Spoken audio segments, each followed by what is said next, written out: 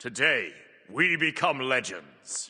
Hey, my name's Inter, and welcome back to Inter Games for some more reactions. Basically, Inbound put out a video relatively recently saying, like, does Smite 2 have a serious problem right now? Oh, I guess it wasn't even a question, at least in the video's title. He says Smite 2 needs some serious help right now. And he goes over a few of his issues that he has with the game right now, and I think some of them are valid. I think some of them are a little bit less valid. So I just thought we'll do a reaction to this video and give my take on some of these issues. Because everyone has their own opinions on this kind of stuff within the community. You know, some people think there's this problem with the game. Some people think there's this other problem with the game. And yeah, I just thought I would give my take on this in sort of a low effort second channel reaction video. Obviously, if you don't know Inbound, he's a Smite 2 content creator, Smite content creator. He's on YouTube, he's on Twitch. Definitely go hit him up with a follow. But yeah, without further ado, let's jump in. I just don't know how to word this, because it's like Smite currently, the game of Smite and like the characters and the new gods are super interesting, but there's a very real issue with games being so low, and I can't think of the word. I keep saying value in my head, but it's like every individual game, there's like the players are bad. I can't chat to tell them what to do. Low quality? Yeah, low quality is actually perfect. I think the core gameplay loop is at least somewhat enjoyable. Like a character and how you play them and like farming is fun. But most of the time, playing for your late game build is a lot of fun in Smite 1. In Smite 2, nobody team fights. So I get to my late game build and it doesn't even feel good. Yeah, 100%. I think he's mostly right on pretty much everything he said there. Like, the core game is super fun, in my opinion. Like, just, it's gotten so much better in that regard in terms of, like, just playing the game feels good. And a lot of the characters that have been brought over have had really cool +1s, and it's very exciting compared to Smite 1. You know, I don't really go back and play Smite 1 anymore because Smite 2 just feels like a better game to play for me, honestly, already. The only time I play Smite 1 is for Assault nowadays, and hopefully we'll be getting that in January for Smite 2, at least on the Conquest map. But yeah, what's kind of like putting a damper on the experience right now is just the match quality. Like, the match quality is so low, and it is almost certainly because of, you know, the player base being very small at the moment, with it still being in paid access, having a rough launch, a lot of people checked out. So yeah, it is almost certainly that there aren't really enough players to fill a lobby with people like of actually equal skill to you, especially if you're queuing at off-peak times. It can be especially bad. I've been streaming a lot lately, IntersectYT on Twitch if you want to catch me there. If you watch the second channel, you probably also know about the stream, but just in case you didn't. I've been streaming a lot lately, and, you know, I'll start streaming at like maybe 7 or 8 p.m. GMT, and then by the time it gets to around midnight, the queue quality is just dead at that point, like, because midnight in the UK is like 1 a.m. in most of continental Europe, and at that point, the match quality just takes a nosedive, and you pretty much can't queue after that time without getting at least one player that has absolutely no idea what's going on, or just rage quits after dying a couple of times. Like, one person just not knowing what's going on and just running down a lane and going like 0-5 completely ruins the game for the other 9 people. And it feels like that happens way more often than it ever happened in Smite 1. You know, we complain about Smite 1 matchmaking, it can be terrible sometimes, but I genuinely in Smite 1 never get some of the players I've seen in Smite 2 that just have absolutely no idea what's going on. And of course, as we get more players, and also as the matchmaking algorithm has more time to adjust as to where we should be, it will definitely make it a lot better, but yeah, it does kind of suck right now. 3K pots are lame. It just has to be player base. I mean, part of it is player base, but half of it's player base, half of it's just a rushed product. Part of it comes back to just like the player base being bad, even if the game was fun. I don't think it's anything to do with Smite 2 being a rush product. Smite 2 is a rush product, but I don't think that is causing bad games and bad players. I think it is mostly a player base issue. Like, there are players like that exist in Smite 1. It's just the player base is large enough that if you're good at the game, it can find enough other people that are good at the game to put you with. And all of those people that do just like pick Noir solo and just run it down like and go 06, they just get put in their own lobbies where maybe they don't go 06 by doing that. So yeah, I think it is entirely a player base issue. I mean, obviously it's a matchmaking algorithm issue as well. They definitely do need to make some tweaks to that, because it was decent for a while, I feel. You know, it was really bad at the start, and then it got kind of okay and like almost passable, and now in the last like month or so, it's gotten like way worse in my experience. That could just be anecdotal and like low sample size and stuff, but it does feel like the matchmaking's gotten worse. No, because if I'm having fun in the game doing individual things that I deem enjoyable, I don't really care if the games are bad.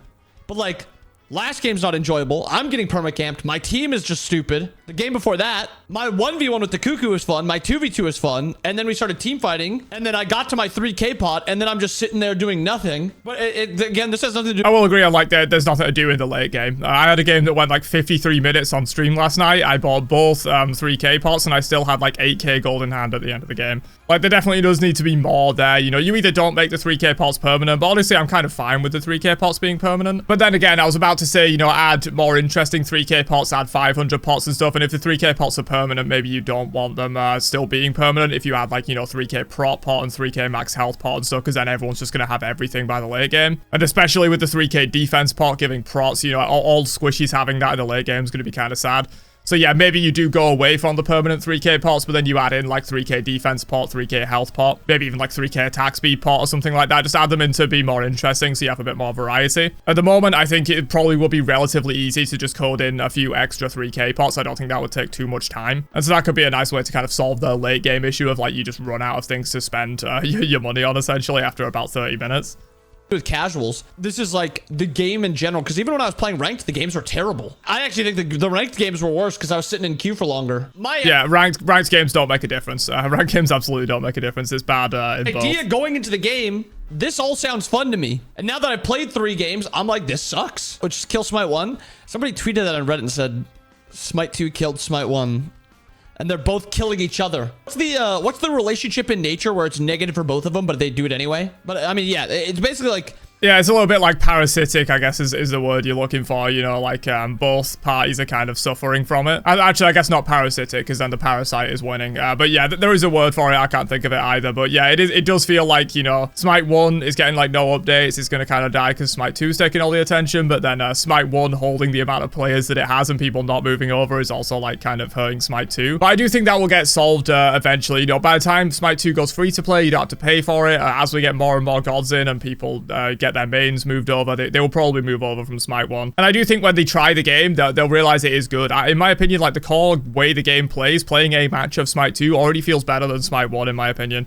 But there are issues, you know, like matchmaking and lack of content and stuff. I mean, do you guys disagree? Aren't 3k pots just super lame? I'm not going to complain about specific things because it's obviously stuff that they want to change. I'm going to still tweet this. The ideas thing I'm not going to tweet about because... Yeah, 100% I do think they want to change this stuff. I think just at the moment, they really don't have the capacity to with them adding 3 gods every 2 weeks. Like, that is pretty much just probably like 80% of their dev time is going towards just porting all of these gods. And that's why I think January is going to be really big for the game. You know, it's going to go free to play, but also they will be dropping some of the focus on only getting gods into the game, and we'll get more stuff like this, you know, new 3k pots, new map designs, other systems in the game, new items, all that kind of stuff. Like at the moment, for like literally the last like 2 months, the game hasn't changed at all other than new gods getting added. And I feel like that does kind of cause a little bit of a staling feeling, and a lot of things that you feel like should be getting changed aren't getting changed. But it's not because they don't want to change them, it's because they're just porting 3 gods every 2 weeks, and that's like all of their dev time. And so once they do slow down on god releases, you know, we don't know how much they're going to slow down on them or whatever, but they have said they're going to slow down once they hit 50 in January. We'll start getting a lot more like actual like impactful changes to the whole game rather than just adding new gods. It's not like high res, like the balance team isn't like, let's make the game bad or let's not add in things that are exciting. No, it's we are literally forced to add gods and we can't do anything else. That's literally all we're allowed to do. Yeah, exactly. So it's like, okay, awesome. The gods are sick now, but nobody plays the fucking game. Not having a game chat is the most tilting thing in the world. Yeah, I will agree. Text chat's going to be nice when that gets in. The map is lacking. Items are lacking.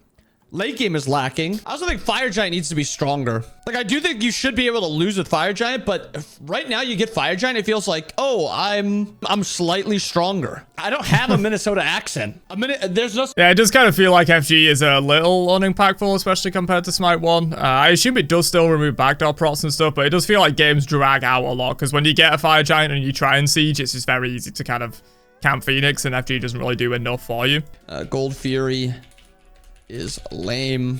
boring. It also like adds just... Yeah, they could definitely improve the Gold Fury effects, in my opinion. I think they are a little bit boring. Like, League has a similar system with dragons, but they're actually a lot more impactful on when you take them. Also, with the Gold Fury system in Smite 1, like, it's your first 3 Gold Furies and the enemy's first 3 Gold Furies. There's no way you can take that effect away from the enemy team by playing for the objective in the early game, and I think that should change. I think it should just be the first 3 Gold Furies. It shouldn't matter, you know, if you get one and then the enemy gets one, you both get that effect. It should be if you get the first one, the enemy can't get that effect anymore, and it moves on to the second one, in my opinion. Spoiler for you guys, cooldown is going to be getting hit next patch, I assume. Yeah, I don't know when this video was recorded by Inbound, but we've already seen the notes for that is going to be getting hit pretty substantially. They might be walking back some of those changes. They did say Gem of Focus will be getting reverted. Going to get the movement speed back on it and stuff. But yeah, they are hitting cooldown pretty hard in the next patch. And I don't think uncapped cooldown is inherently an issue. I just think at the moment the formula doesn't punish it quite enough. Like, it's way too easy to get up to 50-60% cooldown. And because of the way it exponentially scales, it kind of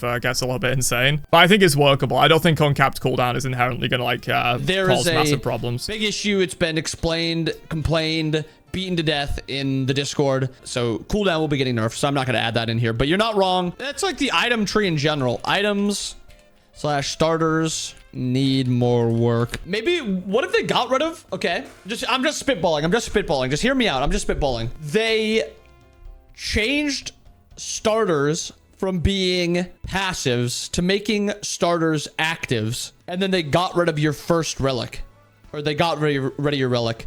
So like, solo laners had 3 options if they wanted to go bluestone. If they didn't want to go bluestone, they want to go boombas, then they have an option for like other potential actives. And there could be some overlap. Like, mid laners can buy like one of 3 starters. One could be like a blink, one could be an Aegis, one could be a beads. Nah, I actually don't like that. It's interesting, but it does kind of like take away a little bit of agency. You know, if you do want this certain starter, but it doesn't have beads or it doesn't have blink or whatever you need, then like, junglers are just gonna always like be wanting to go the blinker most of the time.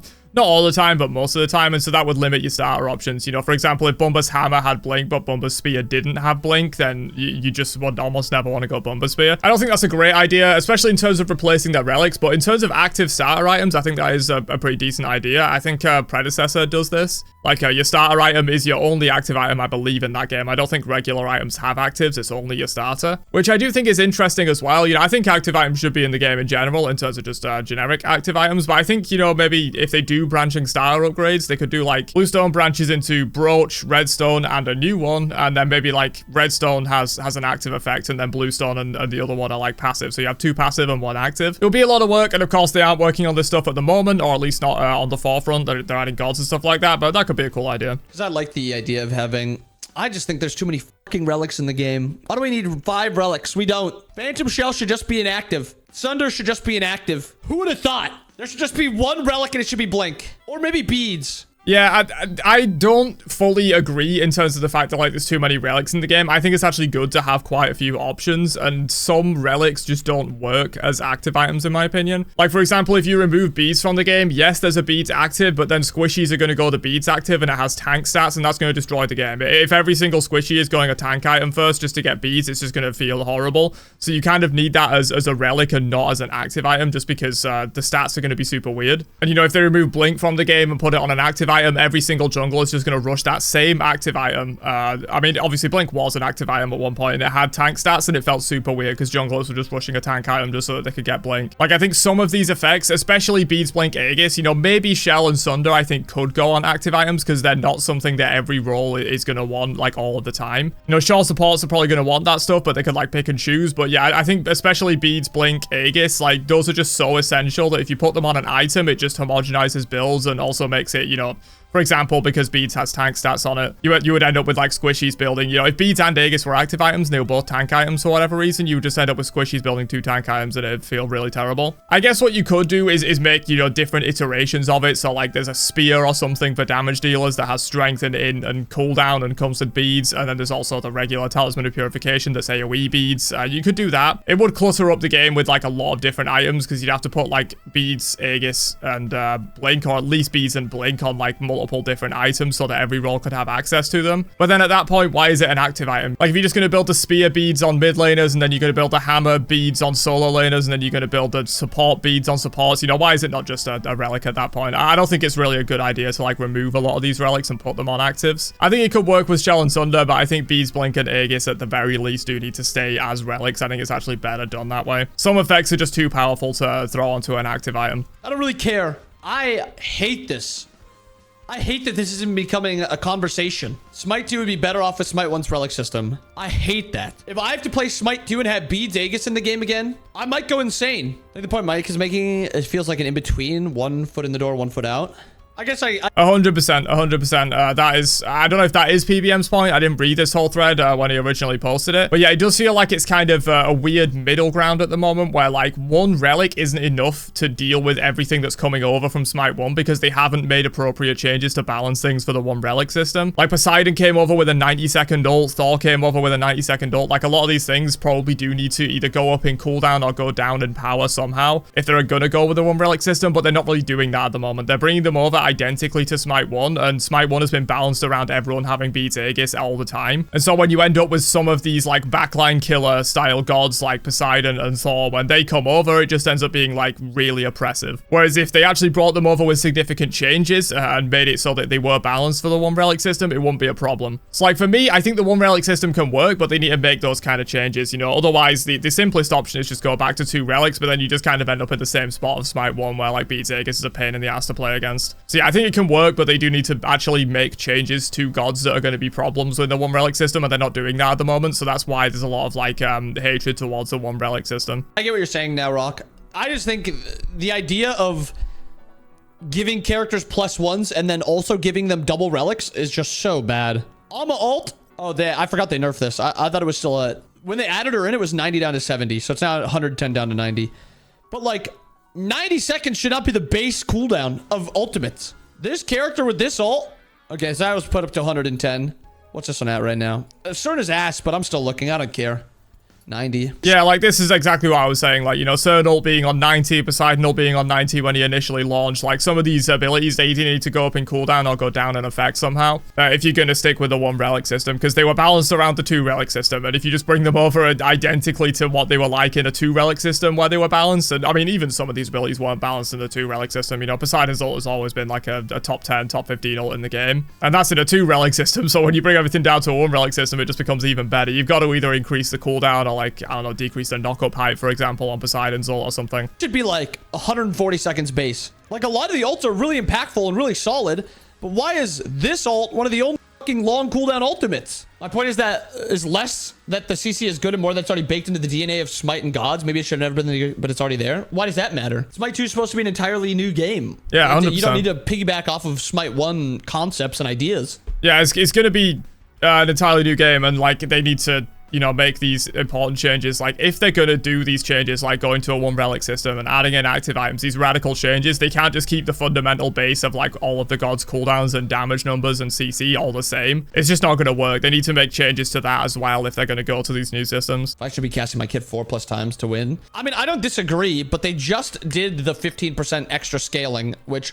was a horrible patch, but they do it because carries don't know how to position, or I don't know. I actually don't think anti-heal is the issue. I think it's just survivability is easy to come by. Yeah, like there is too much of that in the game. Like the 15% base health increase, I do not think was necessary at all. Like Squishy's having 2.5k HP with no health items at level 20 is kind of silly, especially when they also have like 70 Fizz prot and 40 Mag prot. Like it just means that Squishy's can way too easily take a full kit rotation and still survive. I genuinely hate the buffs. I hate the buffs. Red buff is % max health.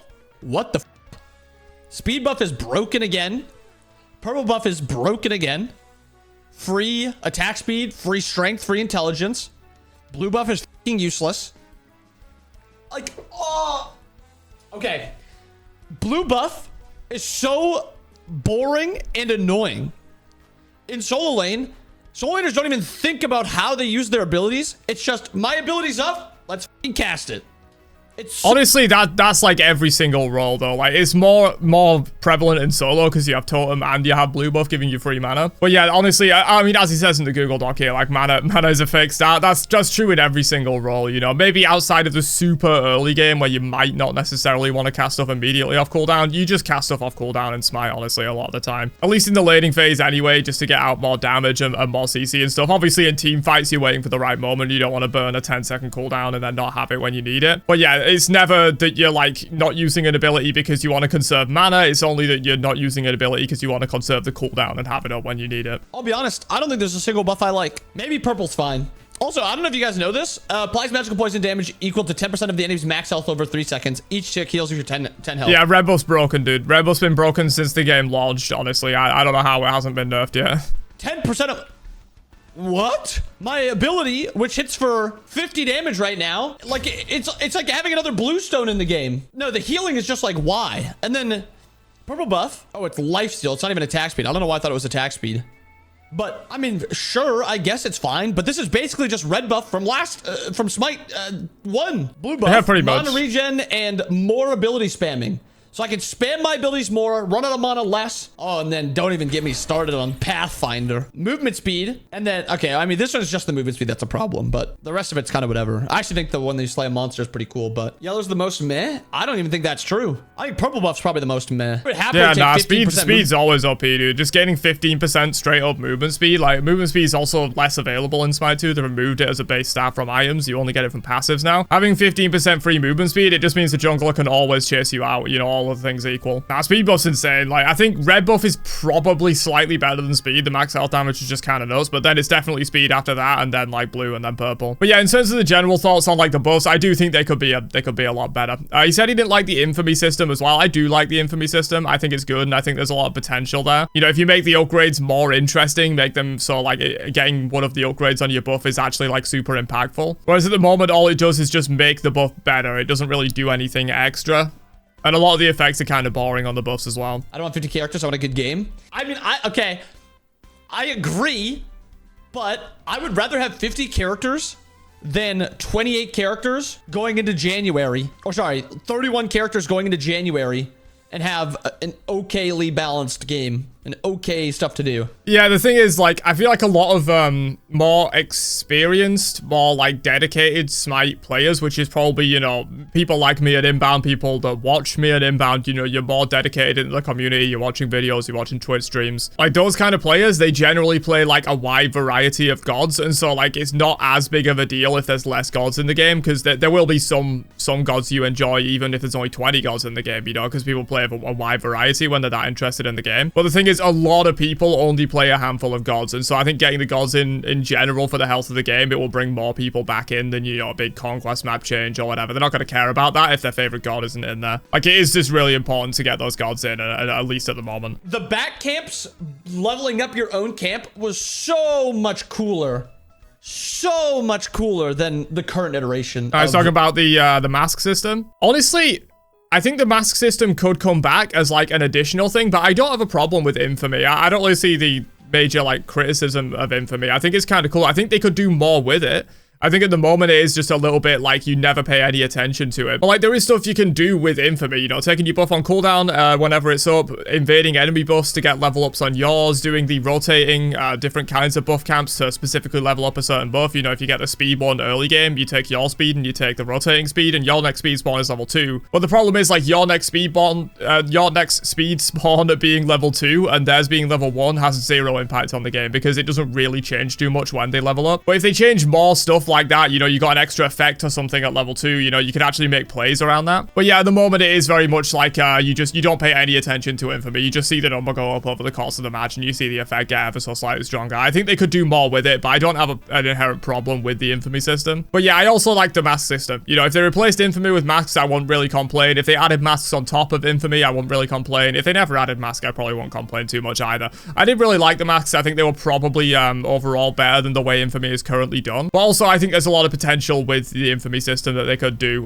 Just at the moment, they're not really doing anything with it because they're adding gods. So I'll repeat that once more in this video. Lack of flat pen means we need lower base protections. 100%. This part is crazy. 100%. I think I mentioned this earlier that squishies have like 70 and 50 prots, like 70 physical, 50 magical. If you're going to remove all the flat pen from the game or remove most of the flat pen from the game, which by the way, I don't know why they brought over flat pen on the stacking items from Smite 1. Like no other item has flat pen as a base stat. Obviously, I guess it's not technically a base stat on the stacking items, but like they just remove flat pen from stuff like Jotuns and stuff like Brawlers and Spear of Deso and stuff like that, so you can't get that early game, but then it just forces everyone at stacking items because stacking items have 10 flat pen and it's so ridiculously efficient that you just, if you don't go stacking item, you're kind of trolling. This is why you're seeing like Devos and Book of Thoth be so sticky in mid and ADC builds, because why would you build any other lifesteal item or any other power bomb item when those ones are giving you flat pen that's just ridiculously efficient for increasing your damage? You know, if they were gonna remove flat pen, please remove it from the stacking items as well, but honestly, I think they should just add flat pen back to the game. I think it was much better